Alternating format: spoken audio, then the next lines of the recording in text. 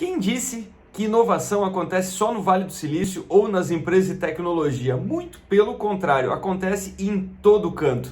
E hoje eu vou trazer 5 ensinamentos a respeito de inovação que eu aprendi com a incrível banda The Grateful Dead. Essa banda criou álbuns que são incríveis, como The Workingman's Dead, esse daqui, e também o American Beauty, com essa belíssima capa que eu recomendo. Então, vamos lá! E o aprendizado número 1 é com certeza time, a sua diversidade, a democracia, a dinâmica entre os membros e o quanto eles eram experimentais. Então o Grateful Dead é considerado uma das bandas mais originais da história e muito se deve ao tipo dos integrantes que eles atraíam. Então, na verdade, o grande ícone da banda, que é o Jerry Garcia, era um cara que era focado em banjo, em música do sul dos Estados Unidos. O Bob Weir era um cara muito mais focado no folk, em outras influências, assim como nós tínhamos integrantes que tocavam música clássica, outros que tocavam blues e por aí vai. Então era uma verdadeira mistura disso tudo. E isso é muito importante em qualquer empresa. Se todo mundo pensa muito parecido, vai ser difícil você trazer uma nova ideia, um novo ingrediente. Então lembrando que inovação é combinação. Além disso, eles tinham essa democracia muito estabelecida, tanto que nos documentários fica muito claro que em vários momentos as pessoas pediam, mas quem é o líder da banda? E eles tinham até dificuldade para responder. Então eles tinham, na verdade, uma sinergia muito grande entre eles de convivência e do que eles queriam criar juntos e menos esse estabelecimento de poder. E esse terceiro ingrediente a respeito da diversidade era o aspecto da experimentação. Tanto que tem algumas histórias engraçadíssimas. Eles tinham uma fama de tocar muito ao vivo, fazer muitos shows, eles já tinham uma verdadeira legião de fãs sem ter nenhum disco gravado. E aí o que acontece? A Warner contratou eles meio a contragosto e eles passaram meses dentro dos estúdios. Então eles pediam, olha, será que a gente pode gravar com uma orquestra? Será que você pode trazer uma outra mesa de som? Será que você pode trazer uns 10 tipos de guitarra diferentes? E eles ficavam lá tocando, e a Warner pensou, puxa, será que eles estão fazendo alguma coisa tão complexa quanto o Sgt. Pepper's dos Beatles, que levou meses e foi uma complexidade gigante? E no final eles falaram, olha, não, a gente só está brincando para entender a diferença entre os instrumentos, como é que é gravar, como é que é fazer isso, para depois a gente poder ter uma obra. Então é interessante que no começo a gravadora ficou possessa, porque eles gastavam muitas horas e muito recurso de estúdio, mas no final, mesmo os gestores da gravadora falaram, olha, quer saber, valeu a pena, porque eles produziram algumas joias, algumas coisas muito diferentes. E eles falam que se eles não tivessem passado por esse período de entendimento, de exploração, eles não seriam capazes de criar essa estética nova. Então, quer dizer, ter time diverso, disposto a ter um comportamento democrático e experimental antes de você definir esse conceito, é muito difícil sem esses ingredientes você realmente ter uma inovação. Segundo aspecto curiosíssimo da história do Grateful Dead é que eles eram inéditos sempre. Era uma banda que tocava todo o seu repertório de forma muito improvisada. Então você encontra da mesma música versões de 4 minutos e versões de 14 minutos, dependendo como é que estava o clima, em que cidade que eles estavam tocando, como é que estava a dinâmica da banda. E qual foi o resultado disso?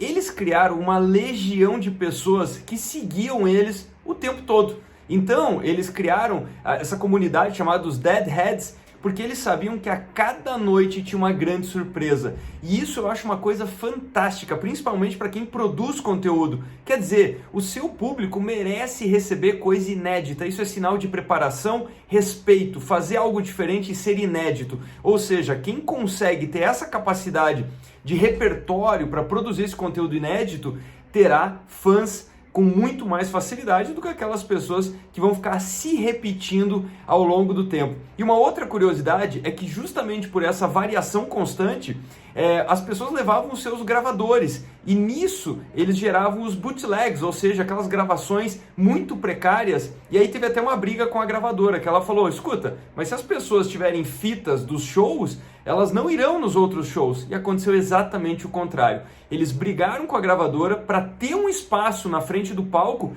para as pessoas que estavam com microfones e gravadores. Eles foram a primeira banda do mundo a fazer isso. Então, eles incentivaram uma espécie de pirataria. E o que eles falavam é que era o seguinte, quanto mais pessoas tivessem acesso ao conteúdo, mais pessoas iam querer consumir os discos e ir nos shows. Então perceba que logo nos anos 70 eles estavam criando o conceito do freemium, e eles foram a banda que mais vendia ingresso nos grandes estádios.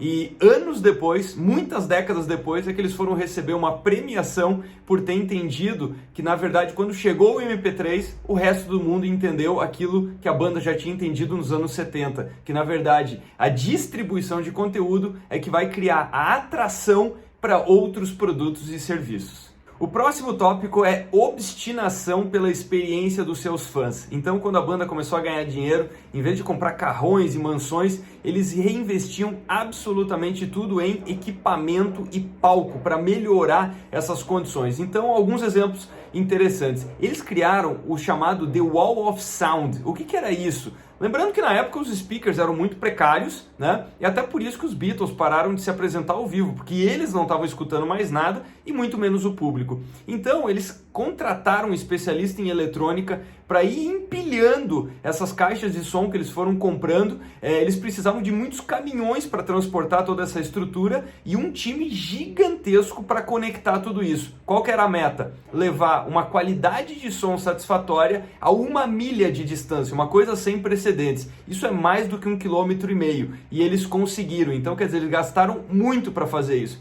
Além disso, foi a primeira banda a desenvolver uma técnica em usar 2 microfones, um com um leve atraso em relação ao outro. Por quê? Porque o som, quando ele se propaga, ele vai sofrendo distorção. E aí eles conseguiam compensar essa distorção para o pessoal que estava no fundão. Outro aspecto que eu acho absolutamente incrível é a questão da acessibilidade. Muito antes da legislação, eles criaram um espaço para cadeirantes e para pessoas que tinham dificuldade de mobilidade, e mais incrível do que isso, eles criaram balões que eram entregues a pessoas que tinham deficiência auditiva. Então, dessa maneira, as pessoas abraçavam esse balão e com toda a potência sonora que eles despejavam, a pessoa podia curtir o show através dessas vibrações. Quarto tópico, criação de comunidades. Então, como as pessoas acompanhavam eles na estrada e eles não tinham nenhum problema em receber as pessoas, na verdade eles conviviam, eles estavam no meio desses fãs que chegavam para o show, eles estavam sempre muito próximos.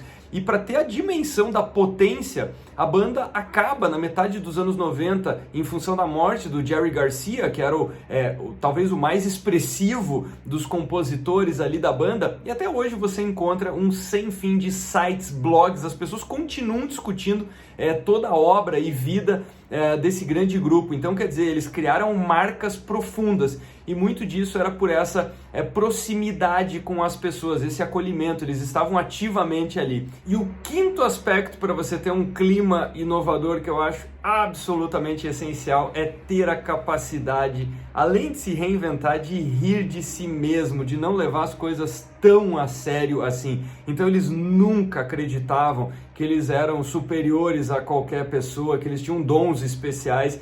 Eles brincavam que na verdade eles tinham muita sorte por fazer uma coisa que eles amavam, que era fazer música junto, esse grande improviso, essa característica quase jazzística no som deles, e que isso permitia que eles levassem uma vida confortável e digna. Então, o Jerry Garcia até falava que como é que ele mensurava sucesso.